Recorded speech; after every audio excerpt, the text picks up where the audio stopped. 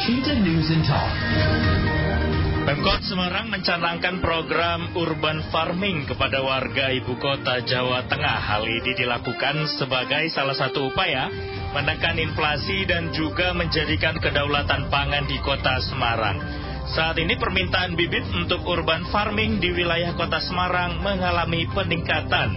Bagaimana implementasi program urban farming ini? Kami akan jumpai Kepala Dinas Pertanian Kota Semarang, Hernowo Budi Luhur. Elshinta News and Talk. Kami berikan juga kesempatan bagi Anda pendengar yang ingin mungkin barangkali sudah mengamalkan mungkin mengenai urban farming ini untuk berdiskusi bersama kami. Kami buka line telepon di 02476489100 atau pesan singkat dan WhatsApp 087721109100. Dan Pak Hernowo, ini apa saja kiat-kiat mungkin yang akan diberikan oleh Pemkot Semarang untuk kemudian tadi mengajak masyarakat berurban farming ini, Pak? Iya, selamat siang Mas Muhammad, selamat siang pendengar Elshinta. Selamat siang Pak Hernowo. Jadi memang benar apa yang tadi disampaikan bahwa tanggal 28 Januari yang lalu Ibu Wali Kota Semarang melakukan kick-off urban farming untuk gerakan urban farming di kota Semarang ini. Sebenarnya gerakan urban farming ini kan sudah lama juga dilakukan, tetapi untuk memberikan daya lesak dan dorongan supaya kita bisa bergerak bersama dan kelihatan wujudnya, terutama untuk ketahanan pangan, dan juga yang kedua yang jangka pendek ini kan kaitan dengan inflasi, kita juga harus lakukan sesuatu. Oleh karena itu kemarin tanggal 28 Januari itu Ibu Wali Kota menggerak dengan kegiatan kick-off urban farming. Kegiatan-kegiatan yang kita lakukan adalah kita meminta kepada masyarakat untuk mampu memanfaatkan lahan sempit. Karena bicara urban farming ini kan sebenarnya bicara pemanfaatan atau optimalisasi lahan terbatas untuk kegiatan pertanian. Kira-kira itu intinya ke sana, Mas Muhammad. Ya, baik Pak Hernowo. Tapi apakah dengan menggunakan urban farming ini masyarakat juga ternyata minatnya cukup tinggi begitu, Pak? Atau ya mendingan beli sayur aja lah di pasar, repot kalau harus menanam di rumah. Iya. Ya, ini kan sebenarnya kegiatan ini sudah pernah kita alami pada saat pandemi kemarin. Ternyata ketika alur distribusi barang dan jasa tersendat karena suatu hal, salah satu penolongnya adalah kegiatan menanam itu sendiri. Dan itu ternyata juga akhirnya berdampak sekarang ini. Banyak di antara kita yang sudah mulai sadar untuk bisa melakukan kegiatan memanfaatkan lahan supaya bisa mendapatkan sesuatu yang sehat. Nah, ini kan perubahan gaya hidup sebenarnya. Jadi yang tadinya kita hanya konsumsi, pada saat sekarang ini orang mulai sadar bahwa oh iya kami butuh makanan yang sehat, makanan yang bisa saya dapatkan sebenarnya dari lingkungan saya sendiri. Nah, kesadaran ini juga dapat atau berkembang ketika memang pada saat itu kita terpepet ya. Kita kepepet ketika COVID kemarin. Nggak mau ya Pak Hernowo ya. Iya, nggak mau ya. Sekarang ini makanya terus bergulir sampai sekarang, dan kebetulan ada inflasi ini, ternyata juga sebenarnya ada hal yang perlu kita ada juga ya, kita sampaikan juga supaya masyarakat juga tidak panik menghadapi lonjakan-lonjakan harga yang ada di pasar. Karena sebagaimana kita tahu beberapa bahan yang menyebabkan kenaikan inflasi, diantaranya kan ada beras, kemudian ada cabai, kemudian yang terakhir itu ada tomat. Nah, sebenarnya kalau semua masyarakat kita tidak panik ya, tidak panik, kebutuhan-kebutuhan itu ada di lingkungan kita. Seperti cabai misalnya, kalau setiap rumah tangga kita punya 3 polybag saja lah, saya kira itu untuk kecukupan sebuah keluarga sudah mencukupi. Sehingga ini yang secara psikologis mengurangi panik buying-nya masyarakat. Yeah. Kalau tidak ada panik buying, saya kira inflasi juga terkendali kan gitu. Yang menyebabkan inflasi kan ketika masyarakat merasa bahwa oh iya, cabai mahal, kalau begitu saya harus belanja banyak. Nah, ini kan ada panik buying. Apalagi menjelang Ramadan begini ya Pak Hernawo ya. Makanya kalau masyarakat mau menanam, saya kira ini bisa mengurangi atau menekan inflasi tadi yang sebagaimana yang disampaikan Mas Muhammad di awal pembicaraan ini. Yeah. Kira-kira ke sana. Tapi dari Pemkot Semarang sendiri atau khususnya Dinas Pertanian sendiri ya Pak Hernawo, sudah adakah mungkin kelurahan atau mungkin RT RW yang sudah dijadikan percontohan bagi masyarakat Kota Semarang lainnya Pak Hernawo? Ya, kalau kita bicara percontohan, semua kelurahan sudah ada. Sudah punya ya. Kota Semarang ini punya 415 kelompok tani dan kelompok wanita tani. Itu di luar RT, RW dan juga PKK. Jadi yang kelompok tani dan kelompok wanita tani sendiri ada 415. Dan yang di perkotaan itu sendiri ada 115. Artinya bahwa sebenarnya di masing-masing kelurahan saat ini sudah berjalan kegiatan itu.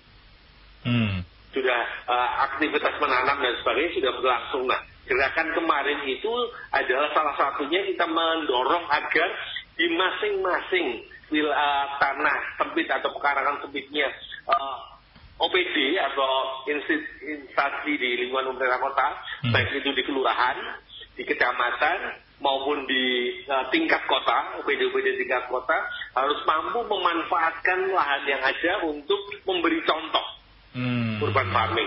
Termasuk diantaranya, termasuk juga diantaranya sekolah yang menjadi kewenangan Pemkot, SD maupun SMP. Nah, untuk menggelurakan kemarin itu setelah Ibu Wali Kota melakukan kick-off, kita lakukan yang namanya urban farming champion. Kita ingin mencoba melihat mana yang paling baik kan begitu. Dalam tanda petik dilombakan begitu. Dan ternyata sekarang ini kalau Mas Muhammad melihat ke seluruh pelosok Kota Semarang, baik itu di sekolah dasar, SMP, maupun lingkup kantor pemerintahan, semuanya tergerak semuanya melakukan kegiatan urban farming ini. Dan saya kira pas nanti Lebaran hasilnya bisa dilihat. Saya yakin tidak akan ada masyarakat kita yang takut kekurangan sayur, takut kekurangan tidak ada cabai dan sebagainya. Iya betul ini. Karena mungkin kalau mulai sekarang ditanamnya ya 3 bulan 4 bulan lagi sudah bisa dirasakan panennya ya Pak Hernawo ya. Ini kan sudah mulai 28 Januari kemarin. Dan biasanya masyarakat menanam itu kan bibitnya nggak mulai itu 1 hari tanam kan, biasanya sudah berumur 2 minggu, 3 minggu kan begitu. Ya kalau dihitung mundur kira-kira ya pas Lebaran itulah nantinya mereka sudah bisa menikmati ya. Iya. Tapi tadi Pak Hernawo mungkin sebagian masyarakat akhirnya menilai Pemkotnya saja mungkin nggak ngasih contoh gitu. Apakah kemudian Pemkot Semarang juga tadi dengan instansi lain selain Dinas Pertanian, kalau Dinas Pertanian saya yakinlah mungkin di setiap sudut kantor Dinas Pertanian sudah ada tanamannya begitu. Tapi bagaimana dengan instansi lain? Ya semua. Kalau Mas Muhammad sekarang berjalan-jalan keliling ke Kota Semarang, masuk di kantor kelurahan manapun, masuk di kantor kecamatan manapun, atau masuk di kantor OPD manapun yang mungkin tidak ada halamannya, mereka tetap akan melakukan urban farming ini, akan menjalankan urban farming ini.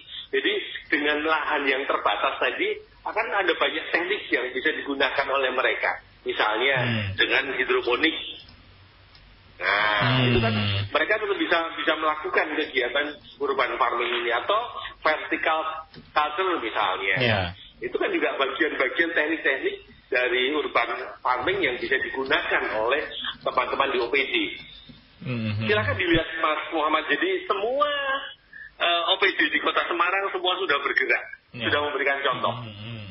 Baik, tapi dari Dinas Pertanian sendiri apa kira-kira yang kiat yang diberikan atau disosialisasikan kepada masyarakat untuk urban farming ini, Pak? Yang pertama adalah kita mengajak mereka dengan mensosialisasikan gerakan urban farming ini. Karena kita punya perwal ya, peraturan wali kota nomor 24 tahun 2021. Itu secara legalitas. Kemudian yang kedua, kita juga ada pendampingan kepada kelompok-kelompok masyarakat, khususnya kelompok tani, kelompok wanita tani, kemudian sekolah, kita juga sudah masuk ke sana. Jadi pada kegiatan-kegiatan sekolah merdeka ini banyak sekali sekolah-sekolah yang sudah memanfaatkan kebun-kebun yang ada di Dinas Pertanian ini untuk mereka belajar. Kemudian juga kita memfasilitasi juga adanya urban farming corner. Jadi kita punya urban farming corner itu semacam hub atau ya mungkin kalau teman-teman anak-anak muda tempat kongkonya gitu di Jalan Menteri Supeno itu di sana adalah one stop service urban farming. Karena ketika kita datang ke sana kita bisa mendapatkan pelayanan apapun yang berkaitan dengan urban farming, baik itu masalah bibit, masalah pupuk, kemudian untuk konsultasi, kemudian untuk edukasi, kita ada semua di sana. Termasuk juga pelayanan untuk one stop untuk perawatan tanaman. Ya. Berarti dari Dinas Pertanian pun menyediakan itu begitu ya Pak Erno ya? Kita punya fasilitas-fasilitas itu, termasuk pelatihannya. Jadi kalau tiap hari Sabtu kita sudah hampir 74 minggu Bapak, Pak Mas Muhammad, kita lakukan pelatihan di urban farming corner itu. Jadi tiap Sabtu kita ada pelatihan yang bisa diikuti oleh siapapun dengan mendaftar secara online. Karena kami punya IG di dispertan_smg. Di sana tiap Sabtu kita buka pendaftaran untuk ada pelatihan. Nah, di situ luar biasa. Jadi karena kita ingin efektif, tiap hari Sabtu itu paling 10 sampai 15 orang yang bisa kita terima untuk dilatih pada hari itu dengan berbagai macam topik sesuai dengan keinginan masyarakat juga. Misalnya Sabtu ini kita bicara teknik menanam anggrek, Sabtu besok kita akan bicara teknik budidaya anggur misalnya. Kemudian berikutnya teknik pembuatan pupuk cair misalnya. Jadi tiap Sabtu kita berganti tema untuk meningkatkan kapasitas sumber daya manusia masyarakat dalam pelaksanaan urban farming ini yang bisa diakses oleh siapapun. Kemudian yang kalah penting juga, strategi kita juga membantu memberikan benih maupun bibit kepada masyarakat. Walaupun sempat dalam kick off kemarin kita betul-betul kewalahan karena hampir semua masyarakat kita masih inginnya mendapatkan benih dan bibit dari itu. Ya, mungkin Pak. Di mana bisa mendapatkan bibit ini Pak? Tapi untungnya Mas Muhammad, dari kelompok tani dan kelompok wanita tani yang kita bina selama ini, mereka kan di kelompoknya punya bibit-bibit itu. Jadi justru menimbulkan semacam putaran ekonomi baru di dalam kota ini sendiri, bahwa bibit-bibit bisa disediakan oleh kelompok tani atau kelompok wanita tani yang ada di wilayahnya. Dengan demikian kan ada sirkular ekonomi yang malah berjalan. Yang tadinya kelompok tani, kelompok wanita tani hanya membesarkan sampai panen, mereka sekarang ini sudah bisa juga mulai menjual benih dan bibit. Malah jadi itu jadi uang baru ya Pak ya? Iya, sesuatu upaya baru yang mereka dapatkan sekarang ini gitu. Dan itu hasilnya kan juga lumayan juga, karena kebutuhan benih dan bibit kalau tadinya hanya untuk kalangan mereka sendiri, sekarang bisa dibutuhkan oleh sekolah, dibutuhkan oleh OPD, dan juga keluarga-keluarga yang ingin menanam di rumah. Karena mereka tahu bahwa ternyata menarik dan menyenangkan melakukan urban farming di pekarangan masing-masing. Kira-kira itu, Mas Muhammad. Tapi tadi Pak, nih mungkin kalau sebagian masyarakat akan bertanya, ini bayar nggak ini pelatihannya? Pelatihan kami semuanya gratis. Semuanya gratis. Jadi memang ini adalah bagian dari cara kami sebenarnya. Cara kami untuk membangun gaya hidup tadi, Pak. Jadi lifestyle-nya, karena kita tahu persis bahwa yang namanya profesi petani ini kan banyak dihindari oleh anak-anak muda. Ya. Kalau trennya memang menurun, memang Pak Erno. Iya betul. dari kalau kita lihat angka BPS di Kota Semarang, kurang lebih kita cuma punya petani sekitar 40 ribuan. Dan itu usianya pasti di atas 50 tahun. Yeah. Oleh karena itu, urban farming ini kan juga sebenarnya bagian kami untuk bagaimana kita mendeliver bahwa pertanian ini menjadi bagian penting yang harus kita selamatkan kepada generasi muda yang saat ini. Jadi apa yang kita sampaikan itu kan semuanya gratis. Yeah. Kemudian kita ingin yang namanya sumber daya pertanian kita makin tahun kan makin turun. Dari angka BPS kita, petani kita cuma sekitar 35.000 dan itu usianya pasti di atas 50 tahun. Nah, oleh karena itu kita juga melakukan upaya-upaya urban farming ini sebenarnya mengenalkan kepada generasi kita, generasi muda kita untuk mereka tahulah persis bagaimana pentingnya pertanian ini dalam kehidupan sebuah bangsa. Kan kira-kira pesannya seperti itu. Oleh karena itu mereka pasti harus bisa menghargai tanaman ini. Mereka mengenal dulu kan, dari mengenal, menghargai. Hingga kemarin kita juga launchingkan ada kita punya petani cilik juga. Wah, ini menarik. Kita masuk ke sekolah, kita kenalkan ada gerakan petani cilik itu untuk mereka belajar mengenal tanaman, kemudian memeliharanya sampai kemungkinan mereka bisa panen, dan yang penting adalah bagaimana mereka bisa melakukan gaya hidup sehat. Karena sebenarnya makanan-makanan yang mereka makan harus adalah makanan-makanan sehat. Makanan-makanan sehat itu yang setidaknya unsur-unsur kalau waktu dulu 4 sehat 5 sempurna itu dulu ya Pak. Kira-kira begitu ya. Kemudian aman ya, makanan-makanan yang kita makan itu aman dari misalnya dari endapan pestisida yang tinggi dan sebagainya. Kalau kita nanam sendiri kan kita bisa mengontrol. Ini hamanya kita pakai pestisida yang alami misalnya, tidak pakai yang pestisida kimia, sehingga residunya tidak ada di makanan itu kan itu. Kemudian kita juga bisa mengajarkan kepada mereka untuk bisa menghargai hasil jerih payah para petani yang sekarang ada ini, termasuk juga pola makannya. Karena jujur saja, misalnya Mas Muhammad punya anak, kalau ditanya lebih suka mana, mie rebus atau tiwul?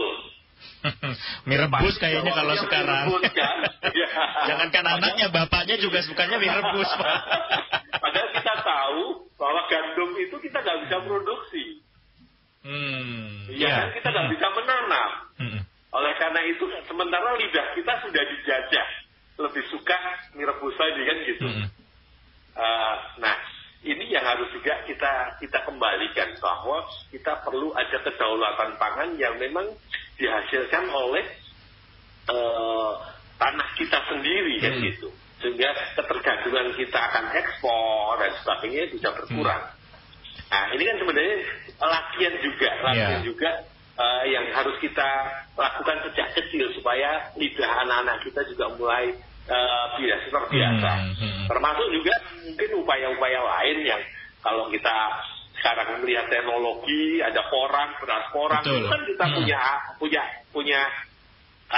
punya banyak tanamannya dan tinggal nanti pemerintah menguatkan saja. Kira-kira itu jadi ini jadi bagian urban farming juga sebagai satu upaya kita membangun karakter.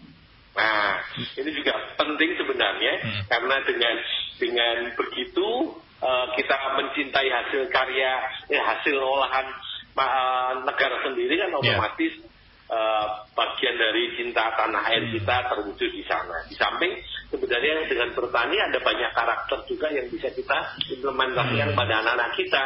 Karena dengan bertani itu kita berlatih sabar misalnya. Baik, tadi memang selain mengembangkan potensi budidaya atau menghilangkan lahan-lahan, memanfaatkan lahan kosong begitu Pak ya, mengoptimalkan lahan kosong, tapi ada juga yang tadi merubah karakter kita begitu ya Pak Hernawo ya. Betul. Baik. Sebelum kita lanjut, ada pendengar ini sudah bergabung Pak Hernawo, ada Pak Kabut dari Ngablak Semarang. Selamat siang Pak Kabut. Selamat siang Pak Hernowo, ini Mas penyiarnya namanya Muhammad Pak Kabut, salam kenal. Pak Muhammad, saya sering interaksi di Jakarta. Silakan Pak Kabut. Saya di Ngablak itu pergi beli tanah di belakangnya Kecamatan Gunung Pati, tepatnya di Desa Gebuk. Kali lebar 15 kali 25 lah. Itu saya pengen nanam kimpul, itu sudah ada pohon duriannya, sudah pohon nangkanya, pohon rambutan sudah ada. Saya pengen kimpul, tapi kimpul dicuri orang, terus bila-bilain orang ibaratnya orang kampung di Ngablak tidak punya tanah lebar, punya tanah di sana tuh malah pengen kimpul aja, harus beli tanah, masih dicuri orang. Nah ini saya ingin kalau tanaman durian tuh buahnya kan sering jatuh itu, supaya tidak jatuh tuh obatnya apa, tolong saya minta rasanya. Baik. Yang baik, terima kasih Pak Kabut ya ini. Iya Pak Kabut. Baik, terima kasih. Pengen kimpul beli tanah sendiri sampai nih Pak. Dan begitu pun masih dicuri. Tapi tadi pertanyaannya Pak Hernowo ya, biar buah nggak cepat jatuh begitu. Ya, Pak Kabut, sebenarnya kalau Ngablak ini kan wilayah di Kabupaten Semarang ya, masuk di Kabupaten Semarang Kalisidi itu. Ya, tapi nggak apa-apa. Di kami sebenarnya tadi saya sampaikan kami punya pusat konsultasi, makanya saya nggak akan jawab di sini supaya pusat konsultasi kami juga laku. Kamu silakan datang di depan SMA 1 Semarang. Itu ada yang namanya Urban Farming Corner. Oh, yang di pojokan itu ya Pak Hernowo ya? Betul, iya betul. Itu adalah hub kami, jadi hub itu tempat untuk ngumpulnya atau co-working space lah kalau mungkin anak muda sekarang ngomong begitu. Di sana tersedia banyak kebutuhan pertanian yang bisa dimanfaatkan, termasuk tadi saya bilang pelatihan dan juga pusat konsultasi. Nah, makanya pusat konsultasi jadi Pak Kabut bisa datang ke sana ngobrol dengan para petugas kami di sana, dan kalau memang harus ada kunjungan lapangannya, kami akan datang home care. Jadi kayak pelayanan puskesmas lah. Dan wah, ini luar biasa. Kami punya home care juga. Home care yang bisa mendatangi tempat-tempat teman-teman sekalian, tapi ini masih wilayah Semarang ya. Kalau Pak Kabut kan di wilayah Kabupaten Semarang nih. Wilayah kota Semarang dulu. Jadi kalau teman-teman punya misalnya di rumahnya, saya punya pohon mangga tapi kok nggak pernah berbuah ya, konsultasi aja, datang aja ke Urban Farming Corner kami di sana. Kemudian kita di sana kami diajak semacam konsultasi, bisa konsultasi di sana. Kalau perlu nanti kami akan datang untuk melihat seperti apa sih pohonnya. Oh, jangan-jangan karena tertutup tembok sehingga nggak kena sinar misalnya. Oh, ini kurang kalium, ini kurang unsur mikronya misalnya, KNO3-nya misalnya, ini perlu di booster misalnya. Ini hal-hal ini yang bisa kami berikan layanan-layanan seperti ini. Itu Pak Kabut ya, monggo main ke kota Semarang. Ini selain Pak Kabut, kayaknya saya juga harus ke sana nih. Buah mangga saya nggak berbuah-buah ini Pak. Monggo Mas Muhammad. Betul. Saya nggak promosi, tapi memang itu kenyataan. Sampai saat ini luar biasa yang datang ke sana, ngobrol di sana, diskusi di sana. Kalau memang masih butuh belum mantap, kami yang datang, kita akan datang home care dan gratis. Ini senada mungkin dengan pendengar yang lain, ada Pak Toto di Gunung Pati dari WhatsApp kami ya Pak Hernowo ya. Pak, kalau mau mendapatkan bibit sayur-sayuran caranya gimana ya Pak? Nah, saya perlu kemana? Ini dari Pak Toto Gunung Pati. Oke, Pak Toto di Gunung Pati main aja ke Balai Penyuluh Pertanian kami yang ada di sana, di BPP. Nah, di BPP di sana ada beberapa teman-teman yang siap lah kalau bibit sedikit-sedikit untuk keluarga. Bisa. Balai Penyuluh Pertanian. Karena samping tadi UFC, kami punya beberapa tempat di ada 5 BPP. Di Kecamatan Gunung Pati kami ada, kemudian di Kecamatan Ngalian ada, di Mijen ada, di Banyumanik ada, dan yang di perkotaan kita layani di UFC maupun di Gayam Sari. Ini di Gunung Pati di bagian mana ini berarti tadi Pak BPP-nya Pak? Di BPP-nya ada di depan terminal Gunung Pati. Di depan terminal Gunung Pati ya, Pak Toto ya. Betul. Silakan Pak Toto. Langsung aja. Sambil praktek di sana juga boleh. Baik. Ini tadi mungkin senada dengan yang jawabannya tadi mungkin sudah disampaikan Pak Hernowo. Ada Bu Dwi dari Gunung Pati, depan rumah saya tanam alpukat, tapi kok nggak berbuah sudah 5 tahun begitu. Oke, makanya kalau kita menanam sesuatu yang pasti, yang pertama pastikan bahwa benih dan bibitnya memang berkualitas, kan begitu. Jadi ini yang penting ketika kita memulai menanam. Kemudian perawatannya juga harus ada, kan gitu. Nutrisinya harus lengkap, perawatannya ada. Nah monggo, silakan Bu Dwi kalau memang butuh pendampingan, butuh apa, silakan ngobrol-ngobrol dan main di USC. Baik, Kak. Harapannya semua masyarakat bisa mengimplementasikan dengan baik dan akan bertumbuh ini nanti ke depannya ya, Pak Hernowo ya. Harapan kami seperti itu. Jadi urban farming bisa menjadi lifestyle-nya atau gaya hidup sehatnya orang perkotaan. Kira-kira ke sana. Baik. Terima kasih banyak atas kesempatan waktunya siang hari ini Pak Hernowo ya. Sehat selalu. Selamat siang Pak Hernowo. Amin. Sehat selalu Mas Muhammad. Amin. Dan semua pendengar El Cinta dimanapun berada. Baik, terima kasih Pak Hernowo, selamat siang. Demikian pendengar. Baik, demikian pendengar Kepala Dinas Pertanian Kota Semarang Hernowo Budi Luhur. El Cinta Semarang News and Talk.